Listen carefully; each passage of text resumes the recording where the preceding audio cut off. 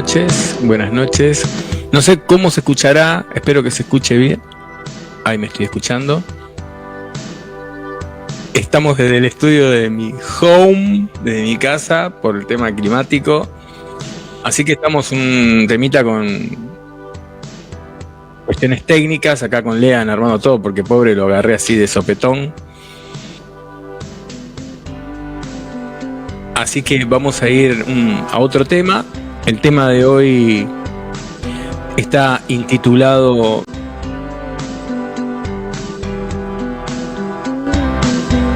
El paraíso perdido. Adelante, Lean, poné el otro tema.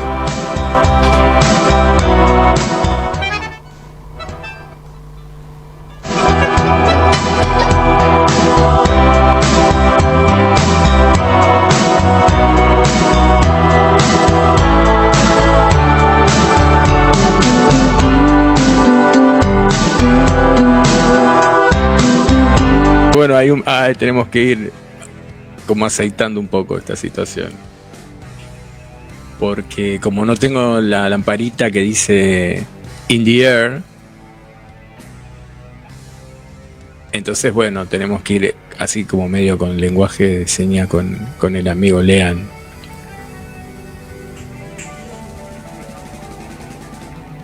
El dolor es una experiencia que creo que todos hemos atravesado, hemos experimentado en algún momento de nuestras vidas.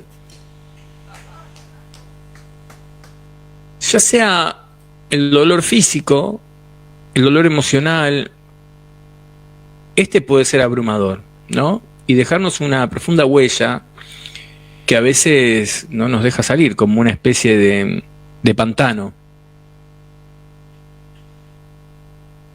Sin embargo, a pesar de su aparente inevitabilidad, el dolor también puede ser catalizador para el crecimiento y la transformación. La posibilidad de reparación, que creo que hoy vamos a hablar un poquito de eso, surge cuando nos damos cuenta que aunque no podamos borrar el pasado o cambiar lo que nos ha causado dolor, tenemos el poder de sanar y de reconstruirnos. Sí, reconstruirnos a nosotros mismos. La reparación no significa olvidar o negar, como lo hemos hablado muchas veces, lo que ocurrió, sino es aprender a reconciliarnos con nuestras heridas y encontrar una forma de seguir adelante. A lo largo de esta noche, de estas 2 horas, que vamos a tener así como problemitas técnicos y no va a ser quizás como un episodio habitual, vamos a ir, voy a enfocar en 2 obras literarias fundamentales. Una es El paraíso perdido de Milton, que es uno de los poemas más largos de la historia y según Borges el más aburrido que se ha escrito en todas las lenguas. Y el otro es De Profundis, que es una carta, una extensa carta que escribe desde la cárcel, desde la prisión, Oscar Wilde a su amado. Se los recomiendo, tiene sus largas páginas esta carta, pero es un tratado acerca del dolor, del sufrimiento y de la transmutación de esto. No creo que nadie que no pueda...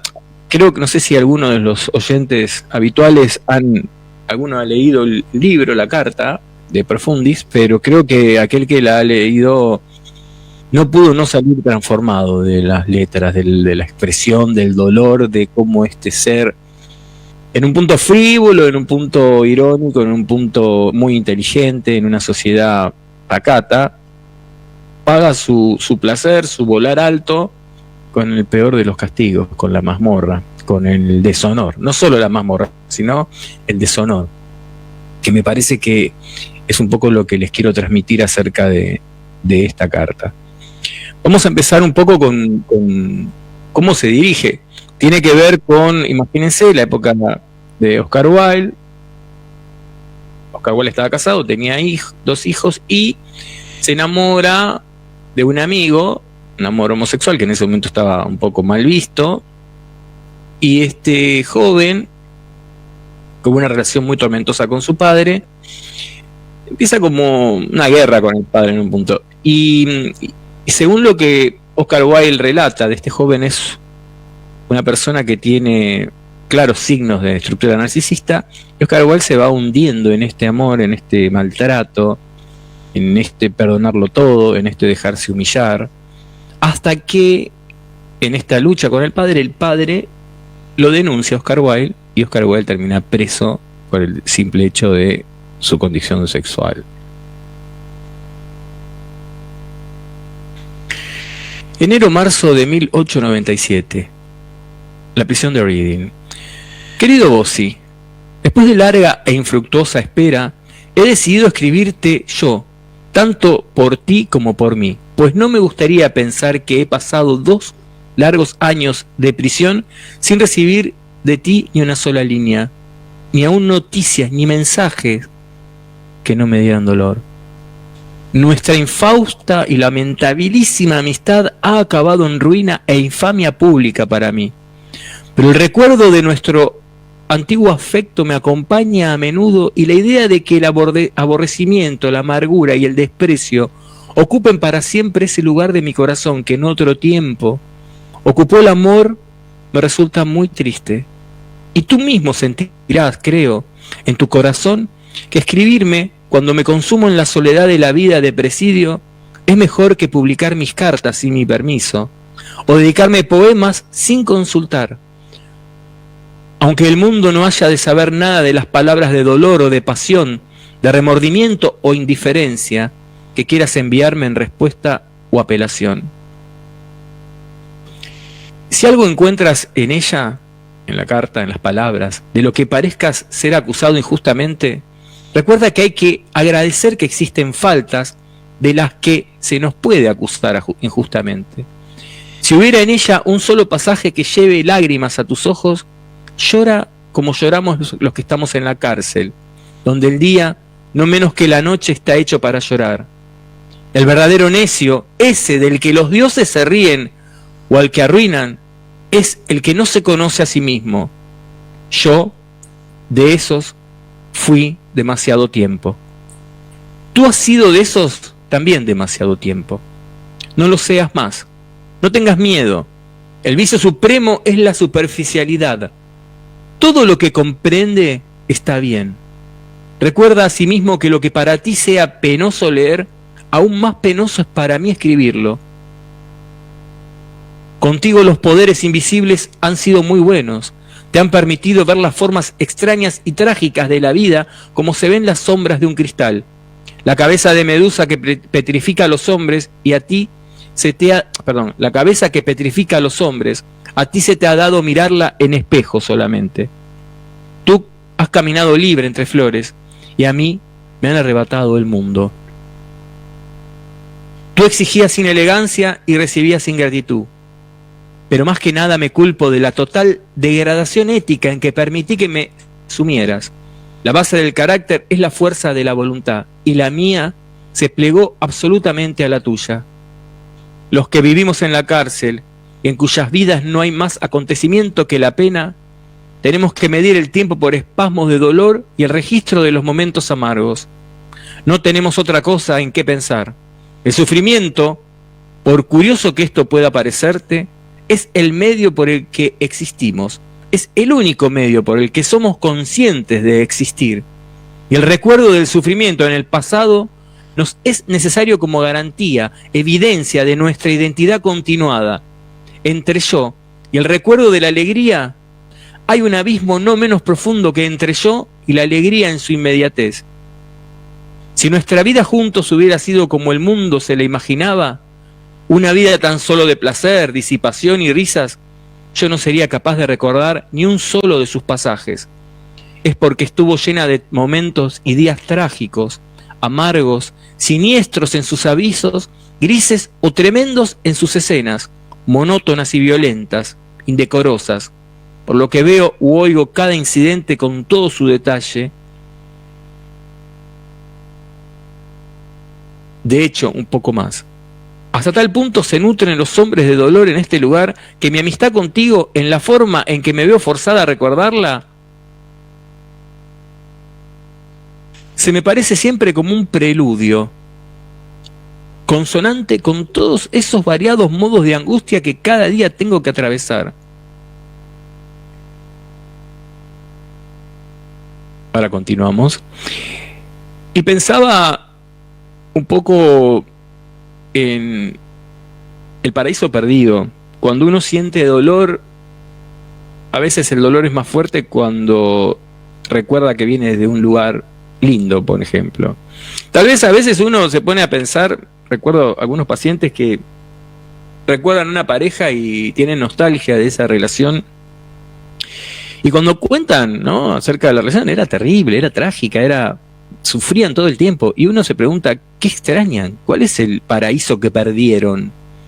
A veces la mente creo que nos engaña y nos hace creer que vivimos siempre paraísos perdidos, que el pasado, ya que es inmutable, es un paraíso que perdimos.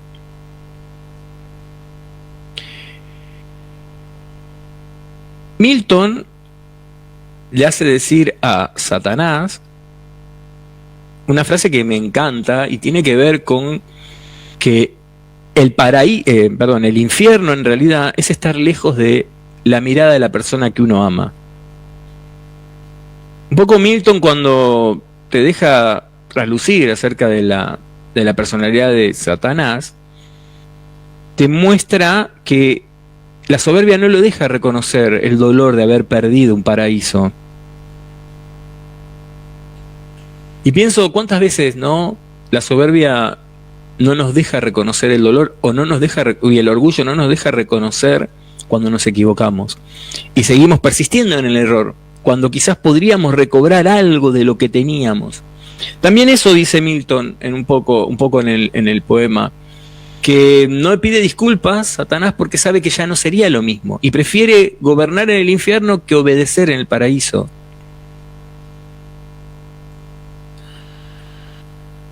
A veces persistimos en nuestro orgullo y en nuestra soberbia porque es una manera de sentir que no va a cambiar nada, porque si pedimos disculpas es como una especie de degradación, ¿no? Ya quizás éramos muy muy amigos y pedimos disculpas, ya no vamos a ser tan amigos como antes, entonces a veces preferimos la distancia total.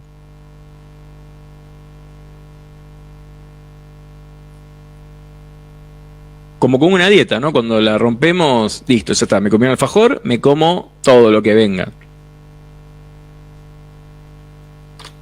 En las palabras de Oscar Wilde, una de las cosas que vamos a escuchar tiene que ver con algo que me hizo reflexionar mucho, y no te lo voy a adelantar, pero te vas a dar cuenta, ¿no?, de este juego de interjuego que siempre, ¿no?, que está entre el otro y yo. Y cuando lo leía recordaba esta máxima que siempre te digo del cristianismo o del judaísmo, que tiene que ver con ama al prójimo como a ti mismo. Y uno siempre lo toma como el otro, amar al otro. Yo siempre escucho eso. Yo doy todo por el otro. Y en realidad nunca escucho la otra vertiente. Amate a vos, porque sos igual que el otro.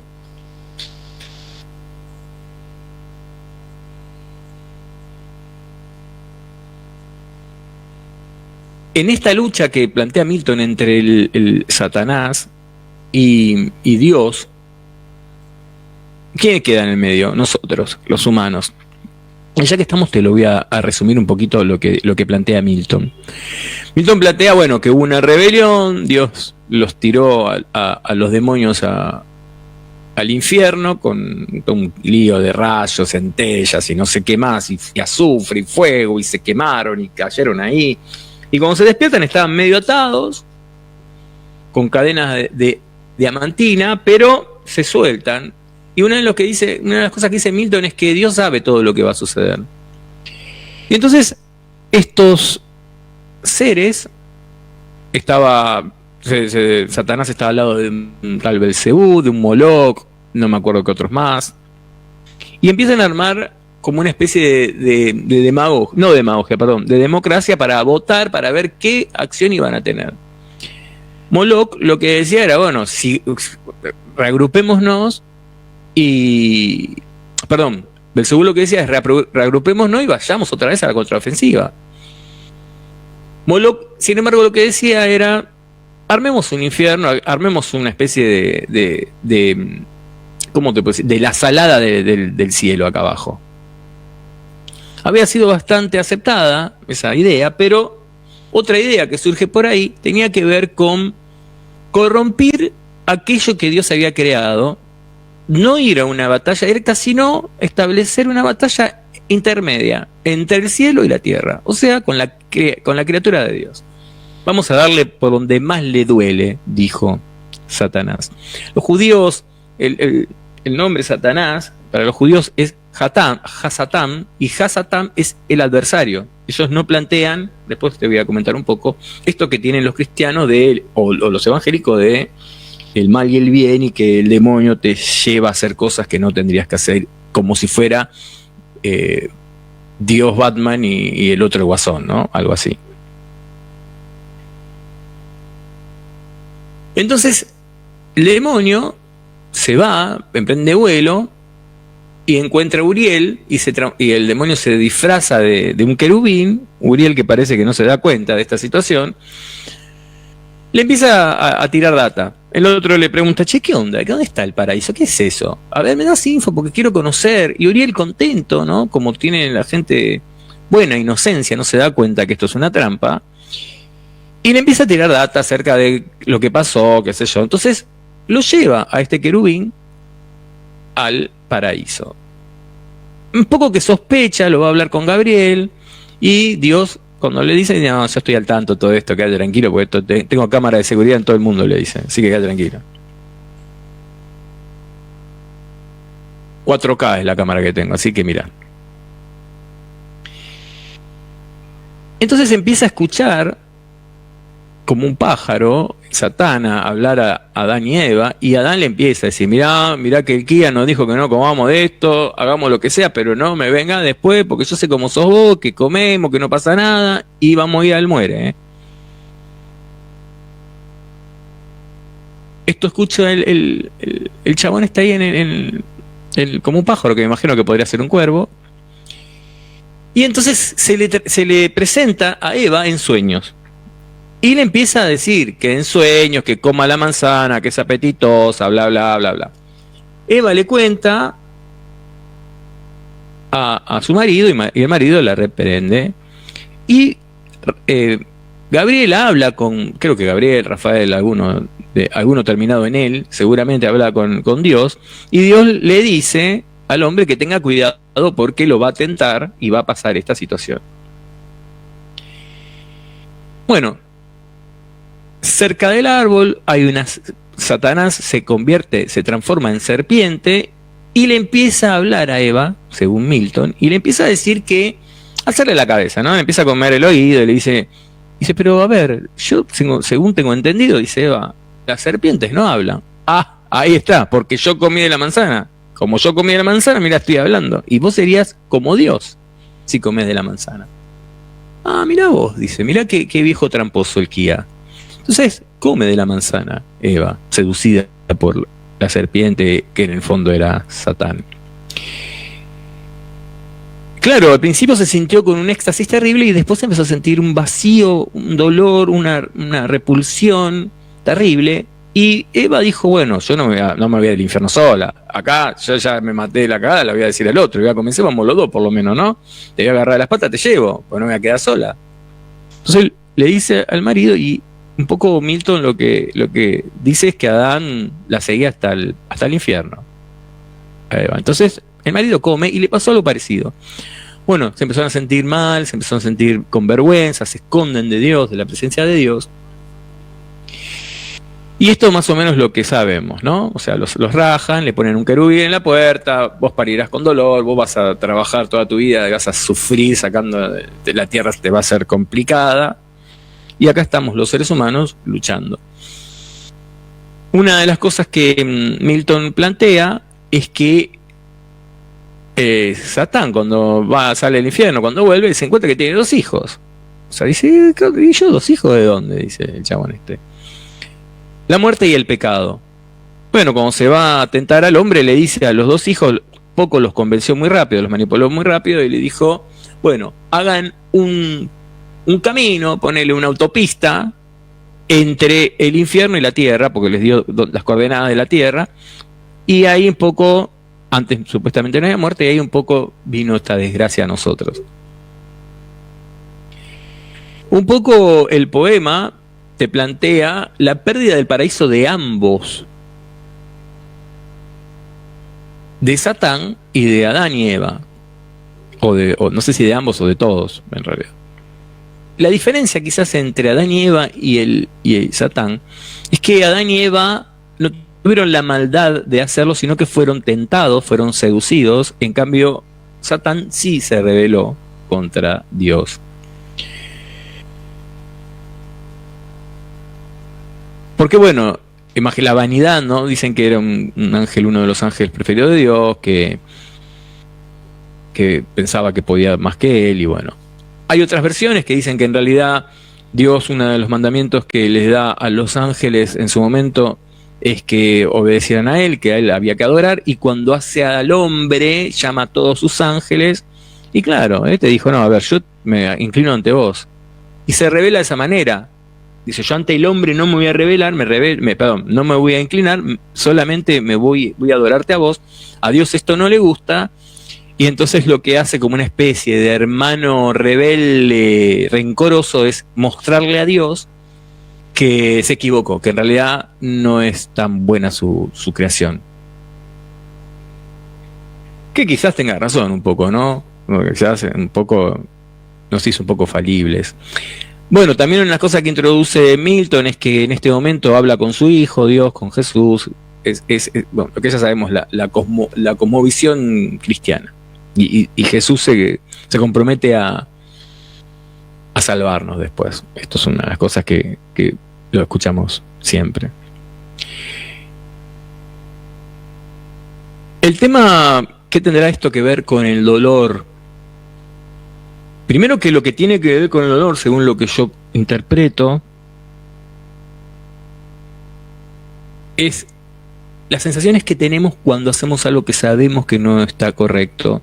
Y no solo la sensación, sino la consecuencia de un acto indebido. ¿Qué consecuencias nos trae? Y esto es un poco lo que quiero traerte hoy, y es la reparación.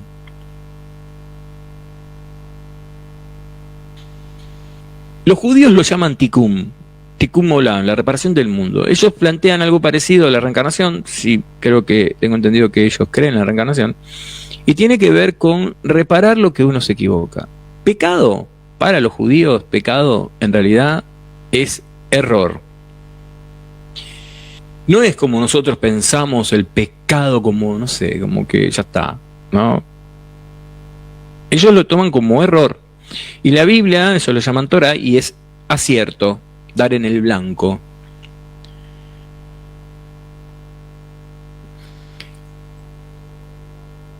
Quizás un poco nuestros padres, Adán y Eva, en esto de haber pecado, de haber cometido este error de la desobediencia, ponele, son enviados al mundo para rectificar, para reparar el daño, que no sé qué daño le habrá hecho, pero sí es importante, que no sé si a Dios le habrá hecho un daño, pero sí es importante que perder la inocencia. ¿Quién de nosotros no está dolido por perder la inocencia? ¿Quién de nosotros no le gustaría volver a creer que Lea no me trae los regalos, sino es el Papá Noel? ¿No? ¿Quién no quiere creer que Maru no es la que se lleva el pasto y el agua, y en realidad son los Reyes Magos? Y mi mamá me decía, mira, se fueron los camellos. Estábamos en un 7º piso, un camello volador, y yo creía que había un camello volador. Decime cómo hacían los camellos para vencer la ley de la gravedad. No tengo idea. Aparte, ¿cómo hacía mi mamá para verlo y yo no lo veía nunca?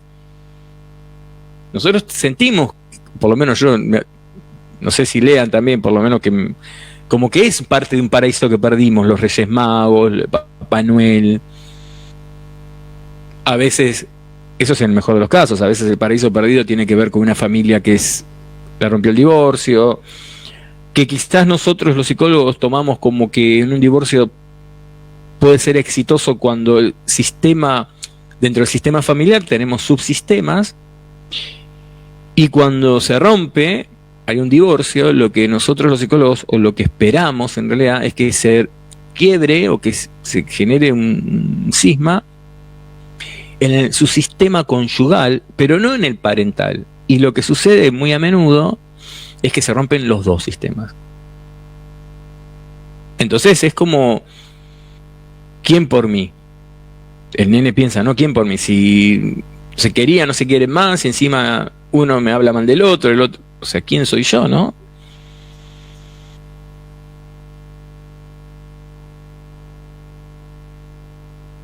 Creo que un poco lo que no hace Satán y sus seguidores es reparar lo que hicieron, sino abrir un poco más la grieta.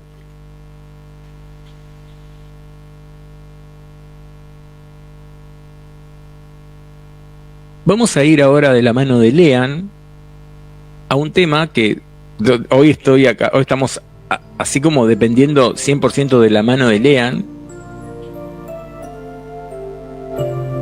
De si lo encontraste, Lean, un temita de Joaquín Sabina que se llama Mi amigo Satán.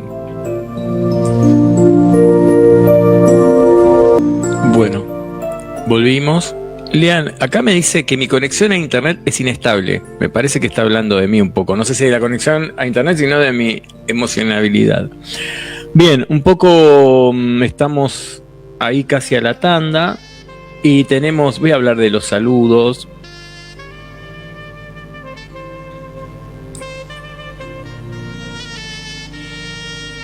A ver, Gonzalo Cabrera Perotti. Hola, buenas noches, Cristian. Por ahora se escucha bien. Qué bueno que pudiste encontrar la forma de salir en vivo de tu casa. Saludos a Leandro. Te felicito, Cristian. ¿Cómo te las ingeniaste? Mónica Denis. Gracias, Moni. Gracias, Gonza. Maru, hola. Qué bueno que esté en vivo. Qué bueno que esté en vivo. Qué bueno que esté vivo. No sé. O que no me haga el vivo. Está muy bien equipado, me dice Maru. Sí. Marcela Rivero, hola, ¿cómo andás? Marce, espero que no te haya entrado mucho agua. Leandra, ya te autopercibís como mujer, Leandra. Leandro Mugarza es un capo. Gonzalo dice, excelente hasta ahora, igual es un gran esfuerzo el que estás haciendo para poder salir al aire sin estar en el estudio. Me imagino que no debe ser fácil, pero es un desafío. Comenta que no leyó el libro, no sé cuál de los dos, Gonza, pero te recomiendo los dos. Quizás el de El Paraíso Perdido es un poco difícil de leer, pero De Profundis es muy bueno. Cualquier cosa te lo puedo alcanzar. Maru dice que los humanos estamos pagando los errores de otros y durante millones de años nos metieron falsa información para no evolucionar a nivel espiritual. Bueno, un poco vamos a hablar de esto, de lo que yo creo, de los errores, de pagar y cómo a veces las palabras van cambiando.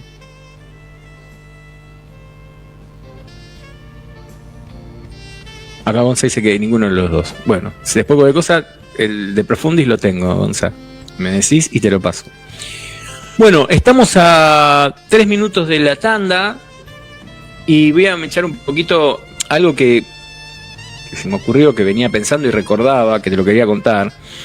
Y decía que mirando el paraíso, Satanás se dio cuenta que no tenía más esperanza ya, que había destruido su esperanza de volver a estar cerca de Dios, y que sin esperanza ya no tenía más miedo. Sin esperanza no hay miedo, ni remordimiento, ni vergüenza.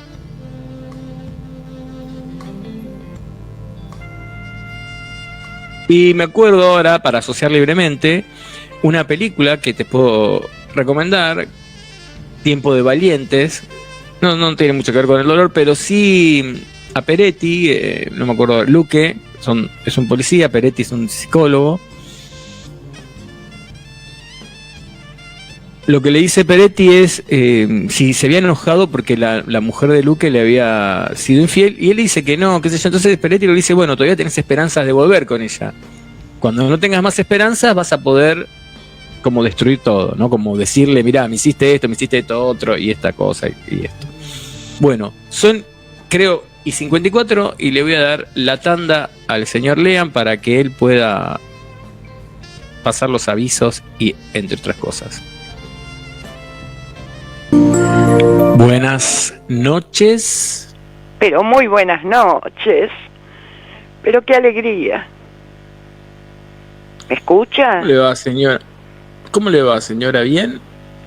Señorita, por favor. Maru de Aedo soy.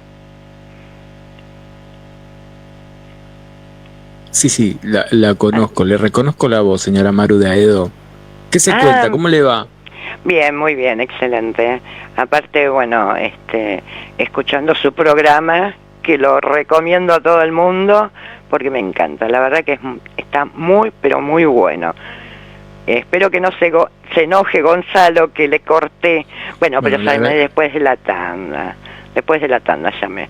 No le interrumpí, porque se enoja si no Gonzalo. Así que bueno,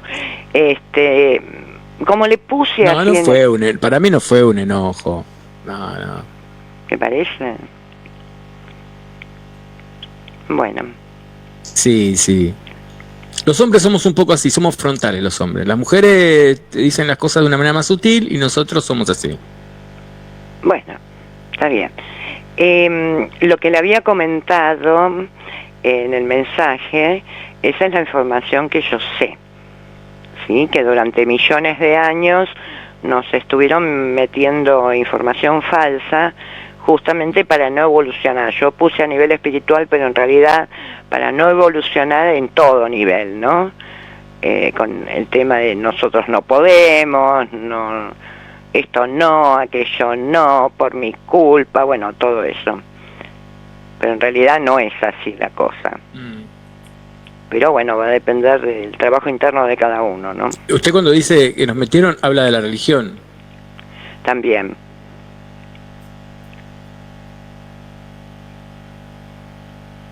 ¿Por qué digo tan...?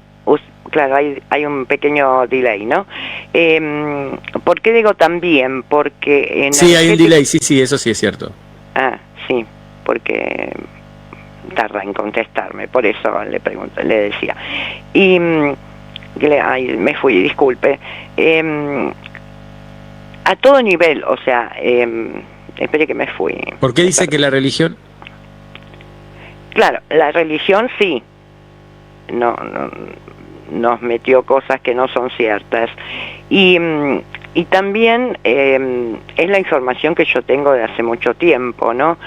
Que cuando hubo esa pelea en el cielo, que Dios creó al hombre con los mismos dones angélicos, ahí se armó toda la batalla, digamos, y ahí es donde surgió el maligno, ¿sí?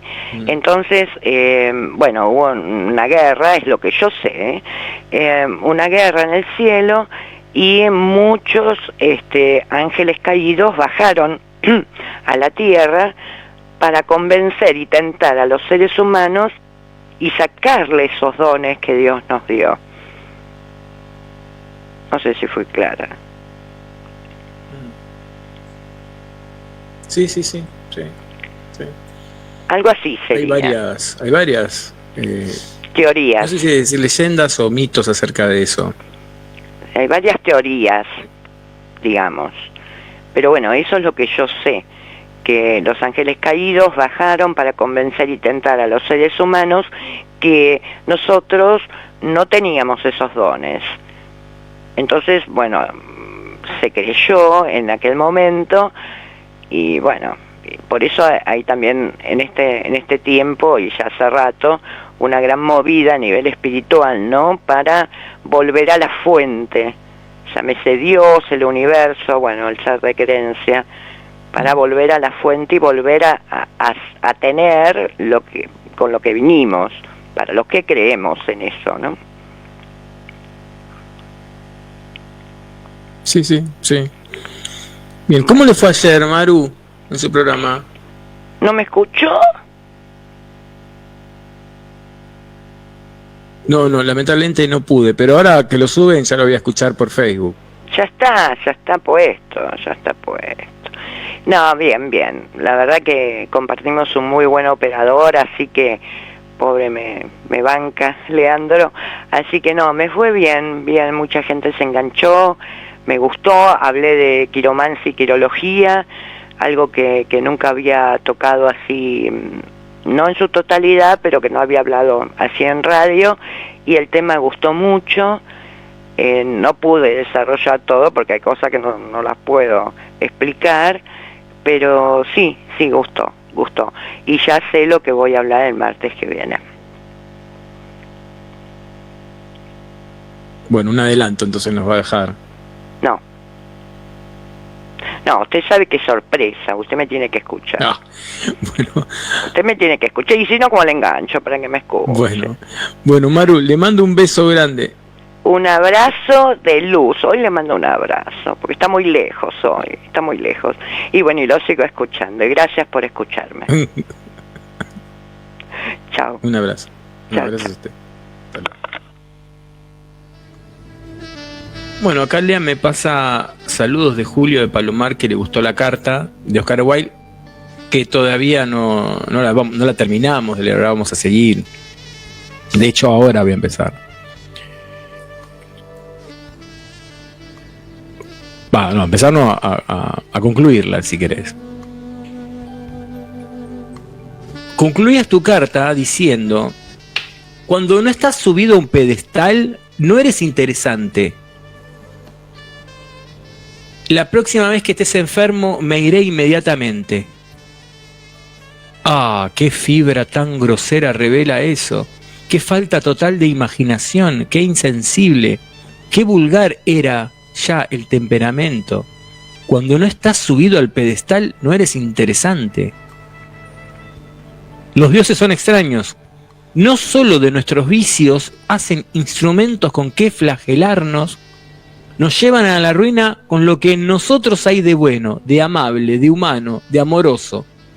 De no haber sido por mi piedad y mi afecto hacia ti y a los tuyos, yo no estaría ahora llorando en este lugar terrible. En ti el odio siempre fue más fuerte que el amor. Tu odio hacia tu padre era de tal magnitud que superaba, anulaba, eclipsaba totalmente tu amor hacia mí. No hubo lucha alguna entre ellos, o si la hubo fue poca. De tales invenciones era tu odio y tan monstruoso. Tú no te dabas cuenta de que no hay sitio para dos pasiones en una misma alma. No pueden vivir juntas en esa hermosa mansión. El amor se alimenta de la imaginación que nos hace más sabios de lo que sabemos, mejores que lo que sentimos, más nobles de lo que somos, que nos capacita para ver la vida como un todo, que es lo único que nos permite comprender a los demás en sus relaciones así reales como ideales. Solo lo bello y bellamente concebido alimenta el amor, pero el odio se nutre de cualquier cosa. El odio ciega. Tú no te dabas cuenta de eso. El amor alcanza a leer lo escrito en la estrella más remota, pero el odio te cegó de tal manera que no veías más allá del jardín angosto, tapiado y ya marchito de tus deseos vulgares. Los errores fatales de la vida no se deben a que seamos insensatos. Un momento de insensatez puede ser nuestro mejor momento. Se deben a que somos lógicos.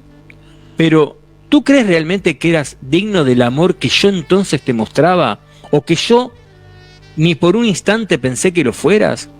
¿Tú crees realmente que en algún periodo de nuestra amistad fuiste digno del amor que te mostré?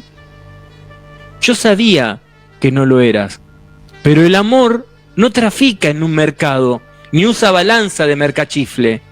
Su dicha, como la dicha del intelecto, es sentirse vivo. El objeto del amor es amar, ni más ni menos. Tú eras mi enemigo, un enemigo como no ha tenido ningún hombre.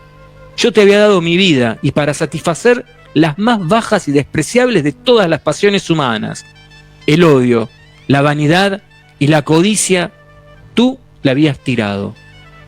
En menos de 3 años me habías arruinado completamente desde todos los puntos de vista. Por mi propio bien, lo único que podía hacer era amarte. Sabía que si me permitía odiarte, en el seco desierto de la existencia que tenía que cruzar, y que aún estoy cruzando, no habría peña que no perdiera su sombra, ni palmera que no se secara, ni pozo o agua que no bebiera envenenada. ¿Empiezas ahora a comprender un poco? ¿Vas despertando? tu imaginación del prolongado letargo en qué estado sumido? ¿Sabes ya lo que es el odio? ¿Empiezas a sospechar lo que es el amor y cómo es el amor? No es demasiado tarde para que lo aprendas, aunque para enseñártelo haya tenido yo que ir a una celda de presidio. Una semana después me trasladaron aquí. Pasan otros 3 meses y mi madre se muere.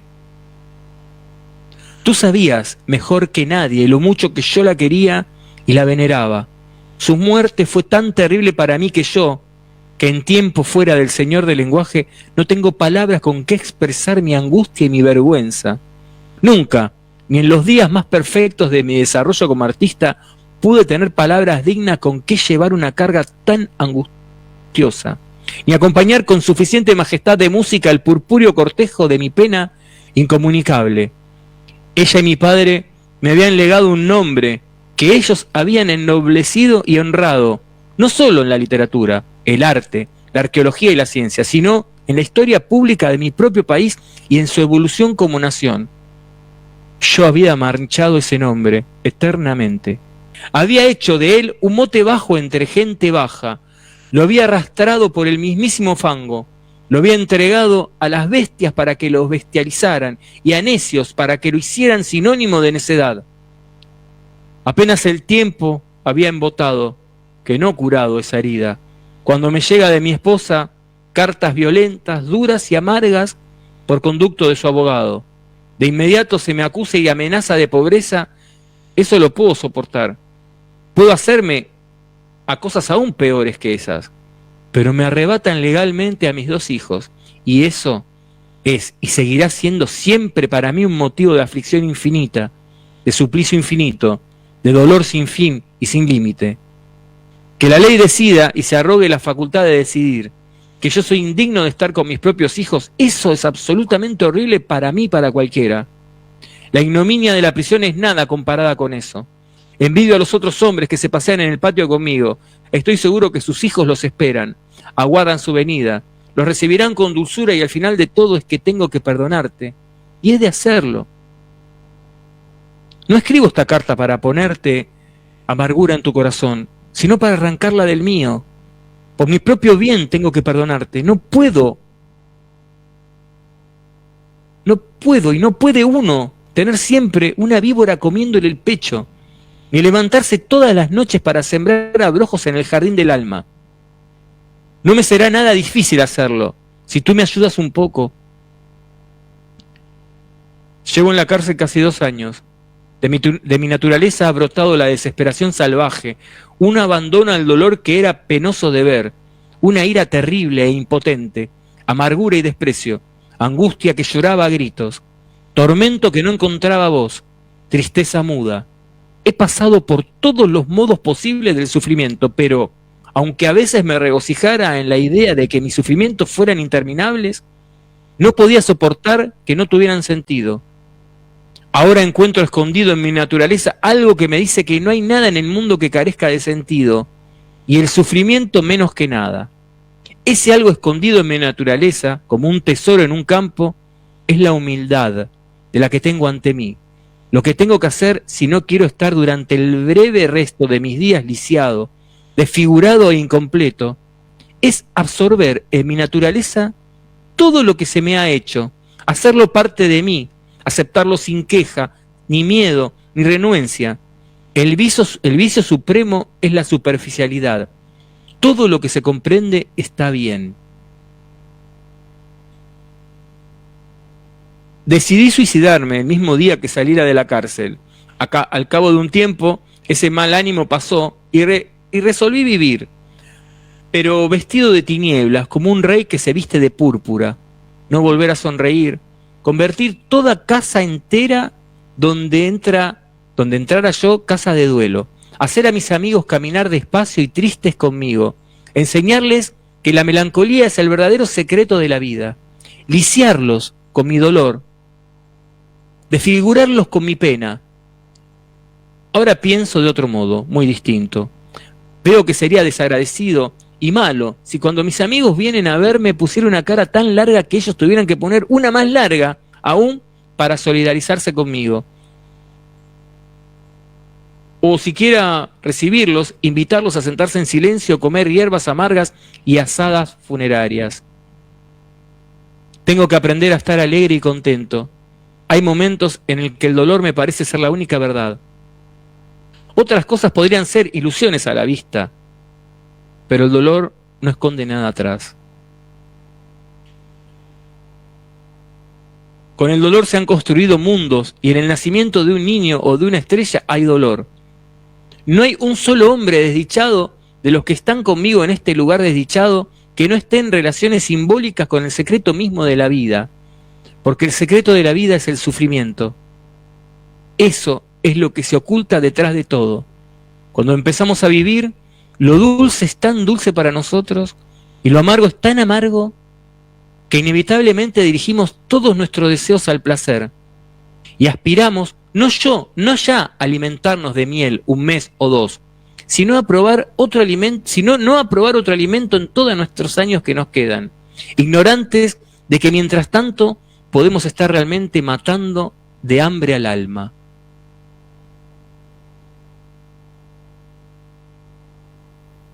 En alguna ocasión, que ahora tengo presente, recuerdo nítidamente haberle dicho a una señora que mientras en una sola callejuela de Londres hubiese sufrimiento, bastaba para demostrar que Dios no amaba al hombre, y que dondequiera que hubiera dolor, aunque solo fuera el dolor de un niño en un jardín llorando por una falta que hubiese o no cometido, la entera faz de la creación quedaba desfigurada por completo.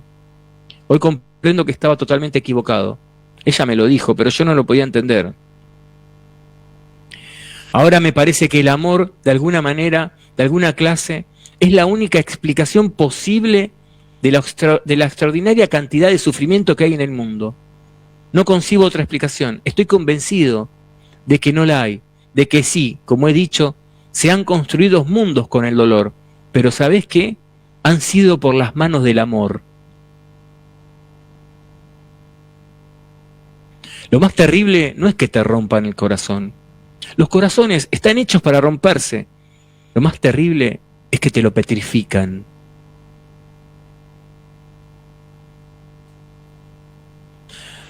Acá, para ir terminando, te comento un poco lo que te decía acerca de amar al prójimo como a uno mismo. Y termina diciendo, bueno, termina no sigue, ¿no? Es muy largo.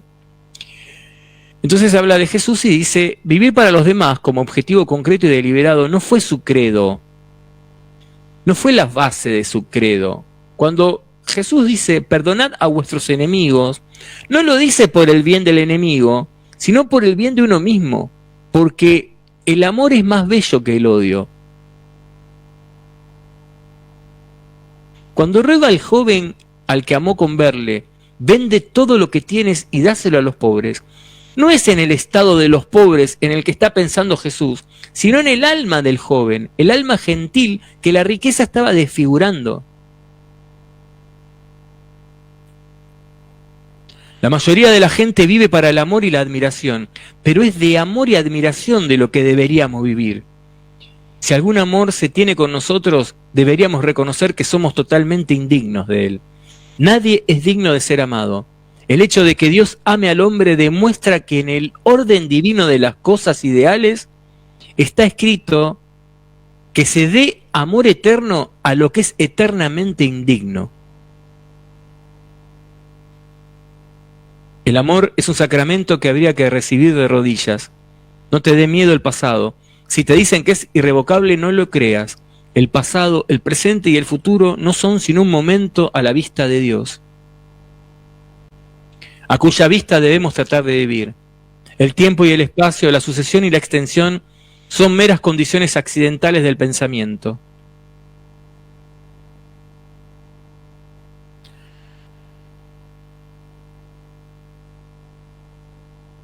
Sigue, continúa, pero me quedo acá en esta frase que me encanta, que tiene que ver con que si bien el mundo fue construido por el dolor, fueron las manos del amor quien lo hizo.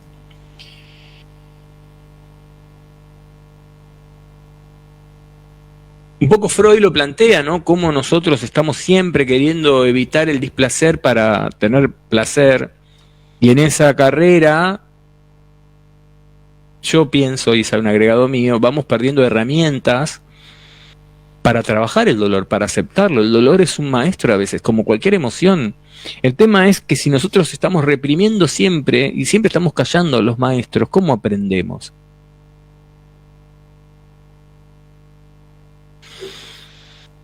A veces pienso en el efecto bola de nieve, ¿no?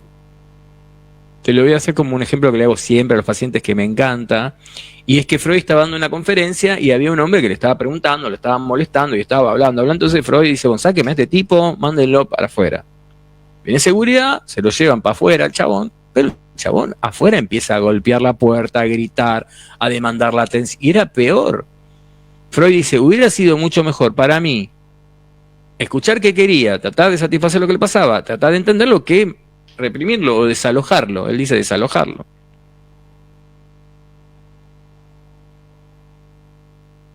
Le tenemos mucho miedo le tenemos, y me hago cargo, ¿no? También en primera persona, le tenemos mucho miedo a sufrir, mucho miedo al dolor.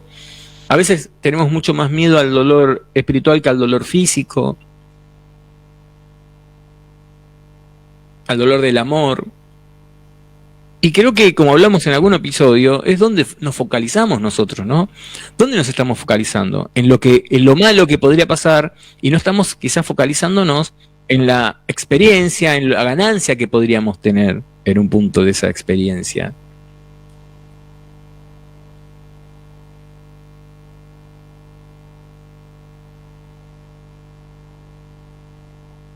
Si bien Facundo Cabral, el gran Facundo Cabral, decía que el mal hace mucho ruido y el bien trabaja en silencio.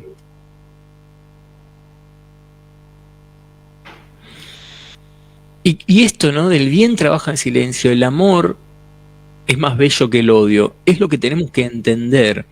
Vos, las que fueron mamá, o las que vieron algún bebé, o las que tuvieron un sobrino, o quienes tuvimos contacto con un bebé, sabemos un poco de esto. El bebé tiene unas uñitas a veces que te agarra la carita y te rajuña, o te tira los pelitos, o lo que sea. Y vos tenés ganas de decirle, nenito, pero es un bebé, ¿qué le vas a decir? Y en eso, cuando vos tenés ese dolor y esa bronca, el nene te sonríe y te hace una caricia en la cara y te desarmás. En esto nosotros, en esta interacción, podemos entender lo que es la reparación. Ese nene está reparando en un punto eso que hizo. Quizás no desde el consciente de hago esto, pero te muestra cómo podemos salir de la ofensa, del dolor, de la humillación, del haberle hecho mal a un otro.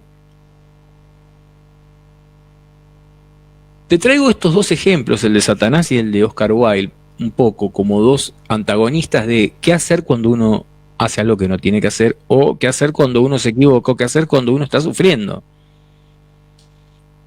Quizás hay un montón de caminos, pero te pongo esta antinomia entre el escoger el camino del orgullo y la soberbia y el no me importa y prefiero reinar en el infierno que obedecer en el paraíso, a esto que dice Oscar Wilde, que prefiero amarte porque sería mucho más terrible estar atravesando este desierto en esta celda con odio, y entonces no me queda más que amarte.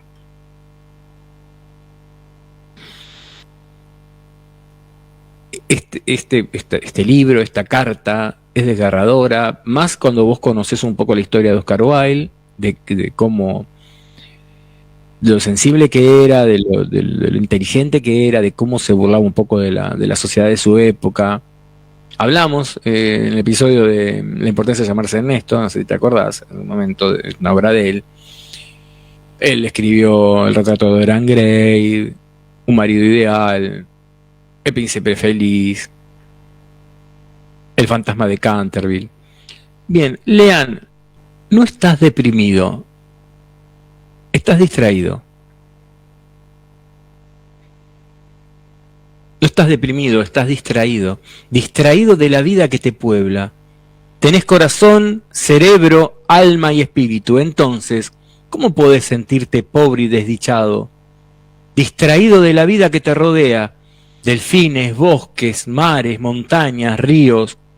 No caigas en lo que cayó tu hermano que sufre por un ser humano cuando en el mundo hay 6.000 millones. Además, no es tan malo vivir solo. Yo la paso bien, decidiendo a cada instante lo que quiero hacer. Y gracias a la soledad me conozco, algo fundamental para vivir. No caigas en lo que cayó tu padre, que se siente viejo porque tiene 70 años, olvidando que Moisés dirigía el Éxodo a los 80, o Rubinstein interpretaba como nadie a Chopin a los 90, solo por citar 2 casos conocidos. No estés deprimido, estás distraído. Por eso crees que perdiste algo, lo que es imposible porque todo te fue dado. No hiciste ni un solo pelo de tu cabeza, por lo tanto no puedes ser dueño de nada. Además, la vida no te quita cosas, te libera de cosas, te aliviana, para que vuelas más alto, para que alcances la plenitud.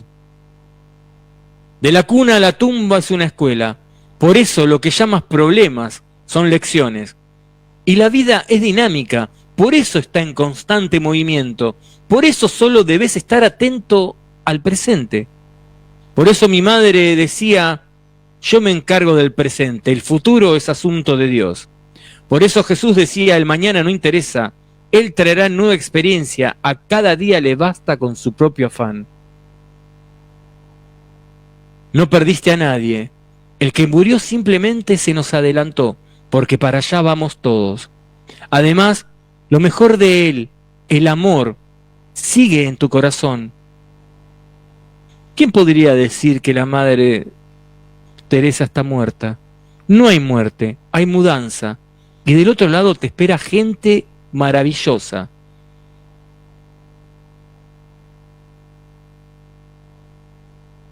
¿No encuentras la felicidad y es tan fácil? Solo debes escuchar a tu corazón antes que intervenga tu cabeza, que está condicionada por la memoria, que complica todo con cosas viejas, con órdenes del pasado, con prejuicios que enferman, que encadenan, la cabeza que divide, es decir, empobrece, la cabeza que no acepta que la vida es como es, no como debería ser. Haz solo lo que amas y serás feliz. El que hace lo que ama está benditamente condenado al éxito, que llegará cuando deba llegar, porque lo que debe ser, será y llegará naturalmente. No hagas nada por obligación ni por compromiso, sino por amor, y entonces habrá plenitud, y en esa plenitud todo es posible, y sin esfuerzo, porque te mueve la fuerza natural de la vida, la que me levantó cuando se cayó el avión con mi mujer y mi hija, la que me mantuvo vivo cuando los médicos me diagnosticaban 3 o 4 meses de vida. Dios te puso un ser humano a cargo, y ese eres tú. A ti debes hacerte libre y feliz. Después podrás compartir la vida verdaderamente con los demás. Reconcíliate contigo, ponte frente al espejo y piensa que esa criatura que estás viendo es obra de Dios. Y decide ahora mismo ser feliz, porque la felicidad es una adquisición, no algo que te llegará de afuera. Además, la felicidad no es un derecho, sino un deber, porque si no eres feliz, estás amargando a todo el barrio. Hay tantas cosas para gozar y nuestro paso por la tierra es tan corto que sufrir es una pérdida de tiempo.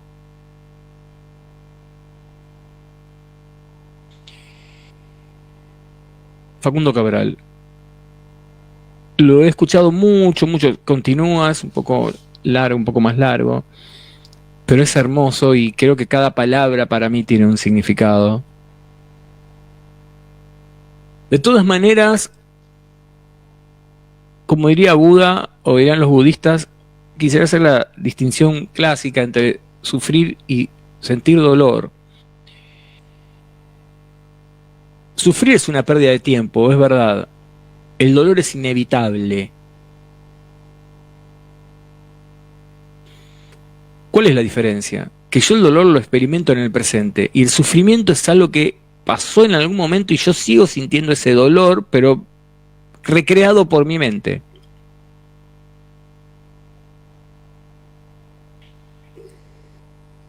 Sin irme, estoy pivoteando quizás en los mismos conceptos del amor, del sufrimiento, del dolor, de cómo a veces, como diría Fabiana Cantilo, abrazarnos al dolor no nos deja brillar.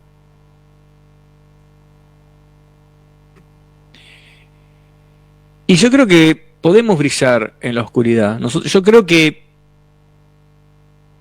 lo principal es empezar a darnos cuenta que no tenemos que escaparnos más de las sombras, no tenemos que escaparnos más del dolor. Parece como si hubiera un mandato, yo lo veo mucho en los pacientes con los cuales trabajo, de no sufrir.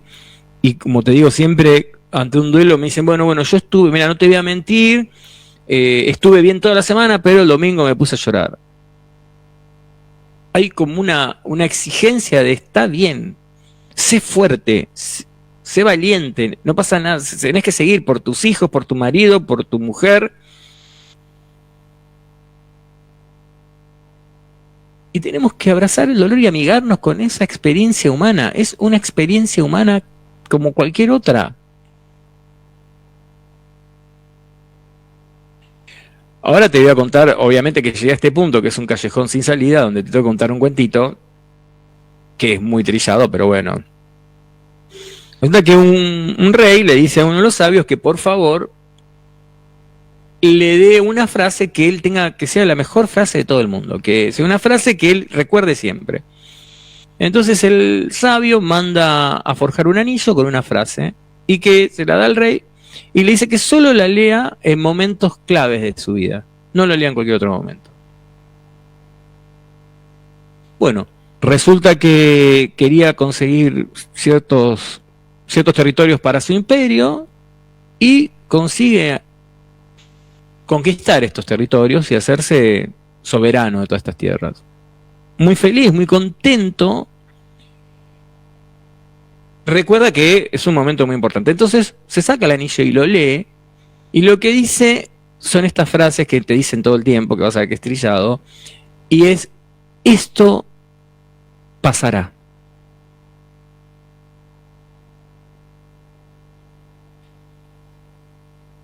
Memento mori. Resulta que, bueno, se empiezan a sublevar y lo empiezan a acorralar al rey, empieza a escapar y empieza a huir, se tiene que meter en una cueva y muerto de miedo, esperando que lo descubran, se acuerda de la frase y vuelve a sacarse el anillo y también lee lo mismo: esto pasará. Obviamente que una experiencia de felicidad, de alegría, nos encanta y queremos que nunca termine, y una experiencia de dolor queremos que se termine cuanto antes. La fenomenología lo que nos plantea es que el tiempo es una cuestión subjetiva. ¿Viste cuando vos estás muy aburrido, cuando vos no estabas pasando mal? Quizás ves el reloj y son las 12, y ves el reloj y pensás que pasaron media hora y es 12 y un minuto. Lo ves otra vez, pensaron que ya son las 3 de la mañana y te das cuenta que son las 12 y 2 minutos. Y cuando la estás pasando bárbaro, ya te tenés que ir. En terapia pasa mucho, ¿viste? Venís en terapia hablando tontería, cuando a los 5 minutos te pones a hablar algo serio, el anesta dice, bueno, quedamos para la próxima, y te querés morir.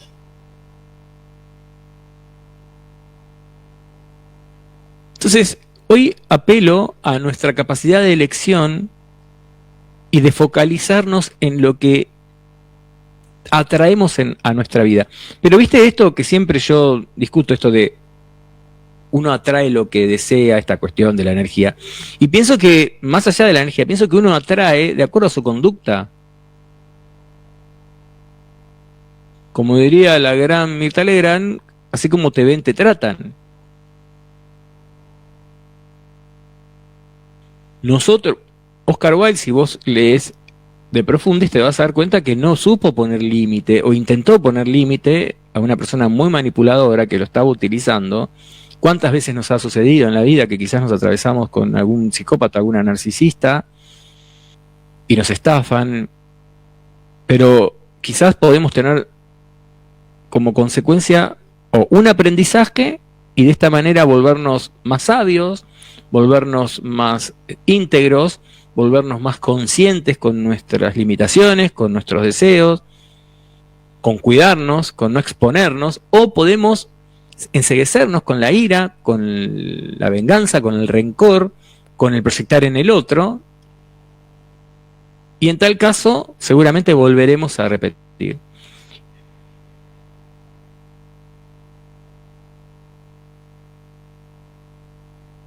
Lo importante es que uno tenga en cuenta, y esto es algo que lo veo mucho en la terapia de pareja,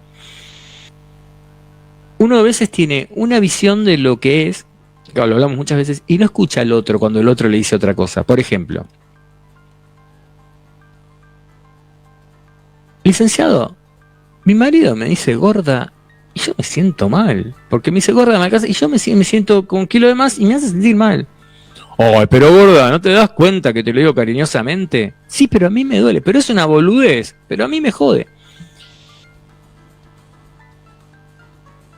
Bueno, eso es un intento de diálogo conmigo mismo, tendría que poner otra vocecita. A lo que voy es, como yo pienso que a mí no me jode que me digan gordo, ¿cómo le va a joder al otro?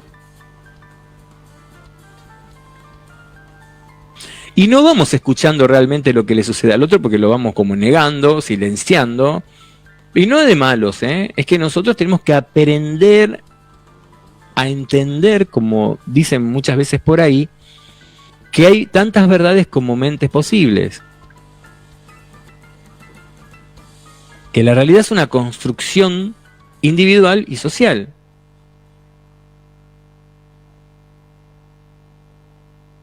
Esto es por un lado. Por otro lado, pienso que también uno, al escuchar al otro, también tiene que calibrar, porque a veces el otro te dice, por ejemplo,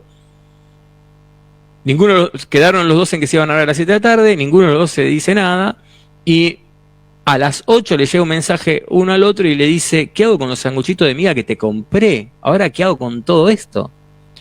Claro, quizás este que dice los sanguchitos nunca compró sanguchitos, pero en realidad es para quedar en un lugar X y poner al otro en un lugar. Y esto tiene un nombre que se llama manipulación y tiene un hijo que se llama culpa.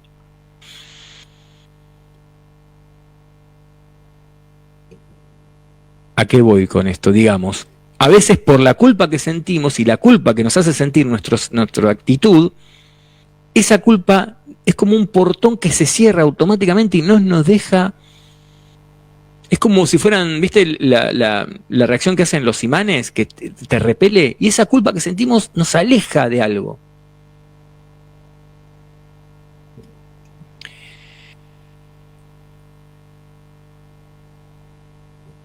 Y quizás sea bueno empezar a ser más íntegros y entender que no somos culpables de nada, sí somos responsables, y entender que, y empezar a escuchar al otro. Sí, y poner en contexto todos los elementos, todas las variables. Porque digo, por ejemplo, en esta situación de los sanguchitos, yo me puedo sentir culpable porque el otro compró los sanguchitos y se gastó un montón de plata. ¿Cuánto sale 24 sándwiches de miga? Lean, un montón. Y capaz yo me siento culpable, que me siento una porquería de persona, y capaz no hay sanguchito, no hay nada. Entonces quizás vos podrías, ¿cómo salvaguardarte de la culpa? Podrías pensar, bueno, tampoco me escribió, no supo nada, ¿para qué me dice una cosa así? Son variables que uno, así te las digo, así como medio de entre casa, para que uno pueda rescatarse de la culpa que a veces el otro te quiere generar algunas situaciones manipuladoras que tampoco tiene que ver con que el otro lo haga adrede para. A veces es una cuestión, como hablamos alguna vez, de colonización, una cuestión narcisística, de que uno está colonizado por mandatos narcisísticos y necesita quedarse como el sufriente de la relación. Eso pasa mucho, ¿no? Uno tiene que quedarse como el sufriente de la relación. Y a veces uno te lo termina creyendo, porque tiene que ver con la imagen idealizada que uno tiene de uno mismo.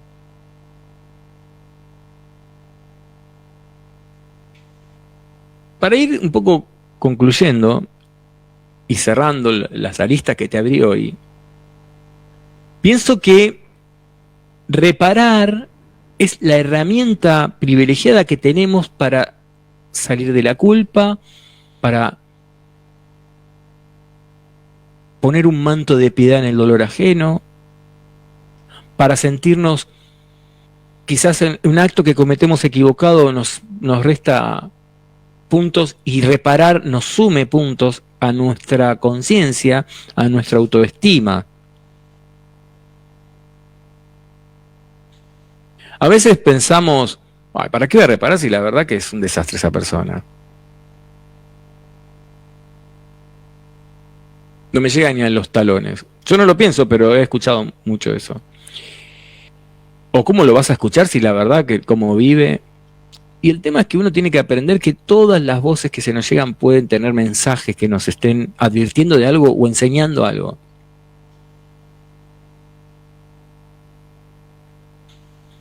No te creas que conozco pocas personas que se piensan que son superiores y vos le ves la vida y quizás te das cuenta que tienen un montón de falencias, pero se las ingenian para negar todo el error que puedan cometer, ¿no? O negar toda la deficiencia que puedan tener en su vida. Y van criticando a los demás.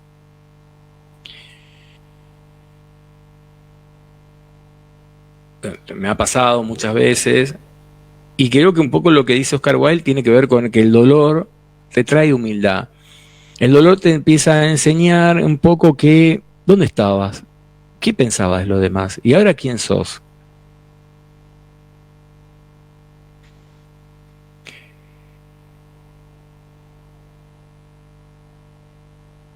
Como siempre te digo, es muy difícil mentalmente llegar a la raíz de lo que me duele.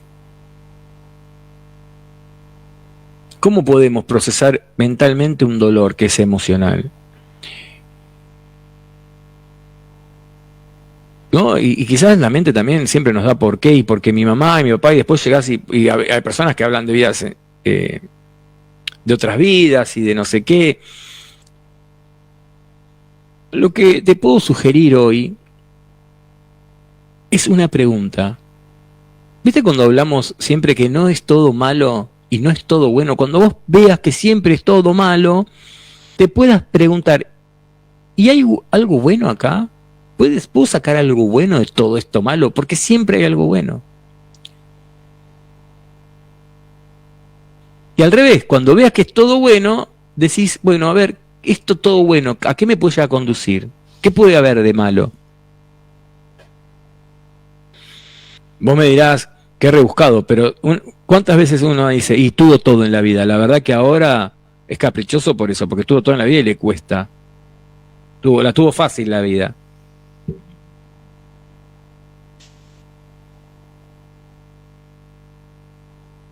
Entonces, cuando vos sientas, viste, yo escucho muchas personas que dicen, yo soy muy racional. Una vez alguien dijo, yo no digo te amo, yo no siento amor. Yo te puedo querer mucho, pero no te puedo decir te amo, no siento amor. Y cuando nos pasa eso, primero que tenemos que saber que estamos bloqueados. Tenemos que saber que somos una totalidad. Y como diría en la psicología cognitiva, hay una tríada que tiene que ver con el pensamiento, la emoción y la acción. No podemos no actuar, no podemos no sentir y no podemos no pensar. Si alguna de esas cuestiones está bloqueada o no la tenemos actividad, es que hay un bloqueo. Y entonces, ¿cómo desbloquearnos? Bueno, primero hacer terapia. Pero sí, antes de hacer terapia, lo que te puedes preguntar es, y podés rastrear,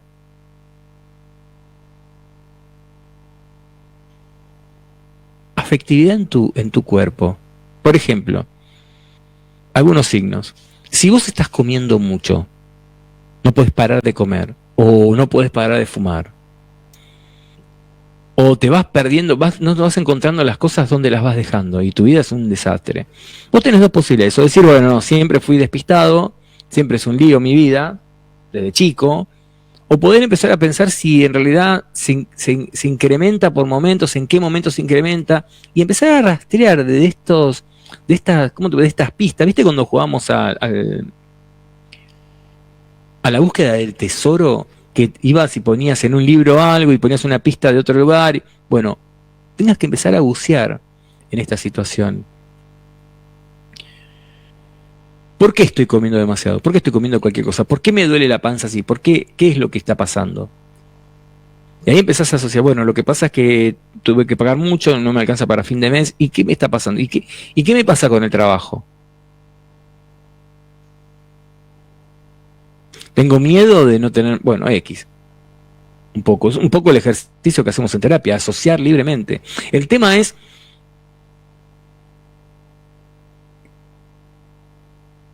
por ejemplo, hay una cosa que se me ocurre muy cercana, que si vos decís una cosa dolorosa y te reís, quiere decir que estás tapando, estás negando, algo estás haciendo con el dolor. Es difícil, a veces es difícil porque he escuchado no muy pocas personas que han dicho, tengo miedo de sentir dolor y dejarme ir, y tengo miedo de entrar en una depresión y no salir nunca más. Y por ese miedo no te vas contactando con una parte de tu vida, de tu alma, que como decía Oscar Wilde, es como darle de comer al alma cuando el alma siente dolor, ¿no? Digamos, o sea, puede atravesar esa experiencia mediante un aprendizaje, la capitalización de un aprendizaje. Entonces, nada, ya estamos por terminar. Te agradezco que este episodio diferente, un poco complicado, estés ahí escuchando. Espero que haya salido dentro de todo bien. Espero haber transmitido la capacidad que tenemos desde el amor, desde la compasión, desde la ternura, de poder construir mundos llenos de dolor. Y acordate de esto, y para despedirme,